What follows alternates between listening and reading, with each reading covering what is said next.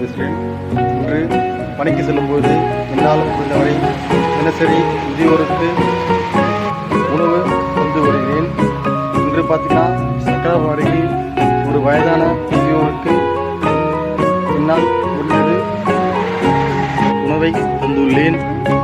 இது பார்த்தீங்கன்னா அறக்கட்டளையும் இல்லை, எந்த சங்கமும் இல்லை, எனது தனிப்பட்ட முறையில் தான் தினமும் சாலையோர முதியோருக்கு மற்றும் மனநிலை பாதிக்கப்பட்டவர்களுக்கு தினசரி உணவு தந்து வருகிறேன். பிறந்தோம், வாழ்ந்தோம், இறந்தோம், இதில் ஏற்பட்ட காலங்களில் மற்றவருக்கு உதவியாக வாழ்ந்திட வேண்டும். எண்ணம் போலே வாழ்க்கை அமையட்டும்.